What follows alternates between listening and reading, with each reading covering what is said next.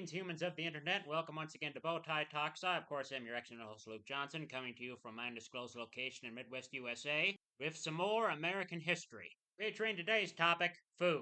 I'll be going over some American foods, American food history, and culinary myths and misconceptions. American food is definitely its own genre. We'll cover anything in chocolate and deep fry just about anything. Turkeys to Twinkies and several species of large mammal. Every food has its own story, but some have to be taken with a grain of salt. Now, I'm sure that you're all familiar with the term American is apple pie. But what if I were to tell you that apple pie is not actually American? Quite the opposite, in fact. Believe it or not, apple pie hails from across the pond. That's right, apple pie comes from Great Britain. First recipe for an apple pie appeared in England in 1831. However, the apple pie that most people think of, with a lattice top, actually originates from the Dutch. And a recipe for apple pie did appear in the first American cookbook, American Cookery, which was published in 1796. The phrase "as American as apple pie" may have appeared first in print in 1928. The expression didn't really gain popularity until World War II, when American soldiers claimed they were fighting for mom and apple pie. And if you ask me, the expression should be American as pumpkin pie, because pumpkins are 100% North American. And recipes do appear in cookbooks during the colonial period. However, most pumpkin pie recipes during the colonial period were soups that called to be served in a pumpkin. However, a recipe resembling a traditional pumpkin pie that we know today was found in the first American cookbook, American Cookery, published in 1796.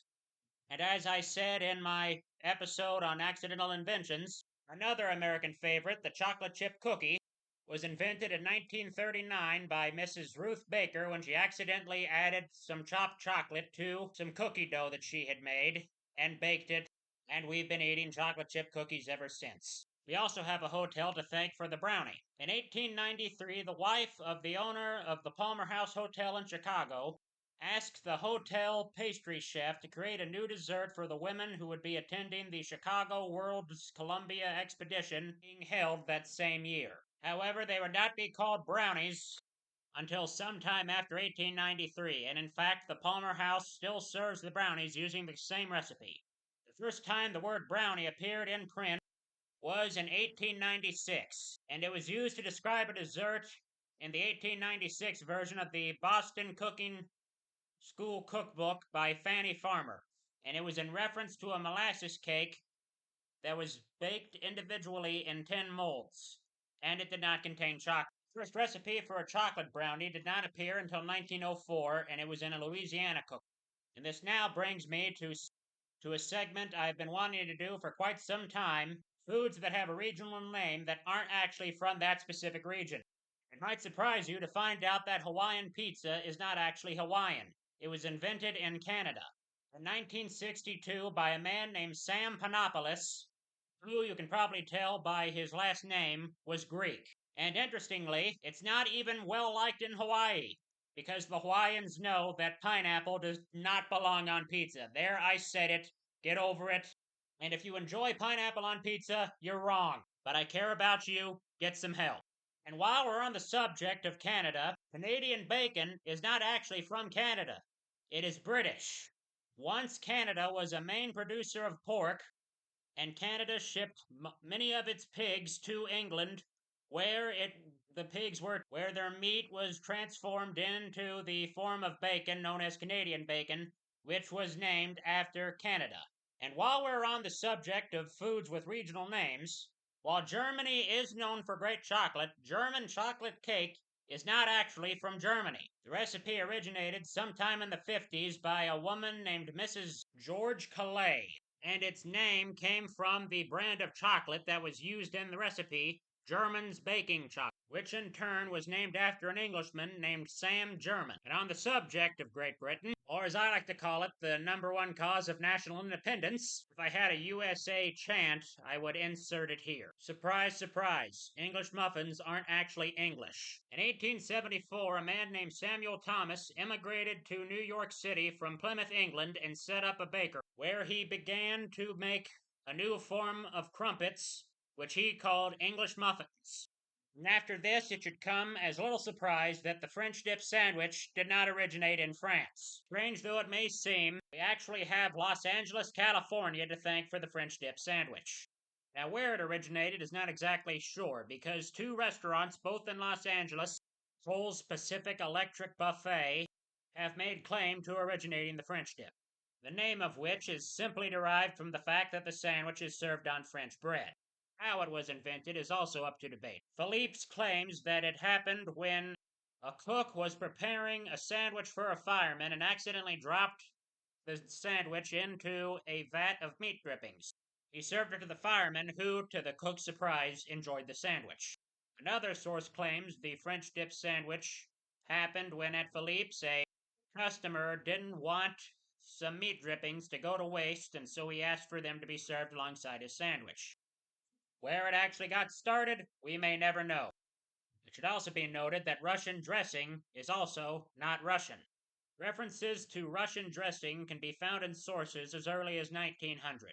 It became known as Russian dressing simply because the recipe originally contained caviar, which is a staple in Russian cuisine. And the next time some of you sit down to a St. Patrick's Day dinner of corned beef and cabbage, it might surprise some of you to find out you are not carrying on an Irish tradition. Corned beef and cabbage on St. Patrick's Day is not Irish. The traditional St. Patrick's Day food in Ireland is bacon or ham. However, how the tradition got started is quite a story. As I said, the traditional St. Patrick's Day meal in Ireland is bacon or ham. Corned beef was at one time a popular way to preserve beef in Ireland, but as the years went on, beef became more and more expensive to the point where most of Ireland, which was largely rural, could not afford it. So middle and lower class Irish people decided to use a cheaper alternative to beef, pork, and that became a staple of St. Patrick's Day in Ireland. As I told you all during the first episode of my podcast, Ireland saw a great mass exit in the 1850s thanks to the Great Potato Famine. So many Irish people packed their belongings and headed to the New World. And when they came to America, they were surprised to find that, in a bizarre twist, pork was more expensive than beef. And in the northeastern United States, many Irish families moved into neighborhoods that were relatively close to Jewish neighborhoods. And many of the Jewish families would eat corned beef and cabbage. And for those of you who don't know, brisket at that time, and possibly even still today, was the cheapest cut of beef available. So Irish families began serving corned beef and cabbage on St. Patrick's Day, thanks to being so close to Jewish families. To this day, even, the traditional St. Patrick's Day meal in the dear old Emerald Isle is bacon or pork or ham. And back to salad dressings, Italian dressing is not even remotely Italian. The dressing began in 1941 when a man named Ken Hanna began selling his wife Florence's homemade dressing. However, for the credit, Florence was the daughter of Italian immigrants. And I know that this next one will probably offend some people, but bear with me. And also, at this point in my life, I honestly don't care whom I offend anymore. But stick with me because this next one will definitely shock some people. Fajitas are not actually Mexican. That's right, folks. Fajitas originate not south, but north of the border in Texas. References to fajitas as the nickname for the food and the method in which they are cooked can be found as far back as the 1930s in South and West Texas. Ranch hands would often be paid with scraps of meat, and they would cook the scraps of meat with vegetables and wrap them in tortillas and then eat them. Well, what have we learned here today, folks? We've learned that not everything is always as it seems. The other important thing to note is if a food has a regional name, odds are 9 times out of 10 it probably did not come from that region. I mean, after all, German chocolate cake is American, so are Italian and Russian dressing, English muffins, and the French dip sandwich. Just shows that things are not as always as they seem, and sometimes it's best to take things with a grain of salt. And some rumors might be tough to swallow, but the truth always goes down smooth, and other food-related puns that I can't think of at the moment because my brain is basically exhausted at this point. It could be said America has its flavor all its own, and it definitely shows that this country is a melting pot. People have brought flavors from all over the world when they settled in this country, and that's part of what makes America great. And if you know of any other misconceptions of American food history or any other foods with regional names that aren't actually from that specific region, then please contact me at bowtietalkspodcast@gmail.com. Once again, that's bowtietalkspodcast@gmail.com. I'm about to say something I've never said before. I just got the notification I'm almost up to 100 listeners. So if everybody listening were here would please tell their friends to listen to the Bowtie Talks podcast, I'd be most appreciative. And I would also like to get the number of my followers up, as right now I'm at 19 and I would like that number to be a bit higher. So please tell your mother, your brother, your sister, your father, your aunts, your uncles, your cousins to tune in to the Bowtie Talks podcast. And to all my current listeners, hit that follow button, please. And that about wraps up things for today. Once again, I'm Luke Johnson. This has been the Bowtie Talks podcast. Goodbye and God bless.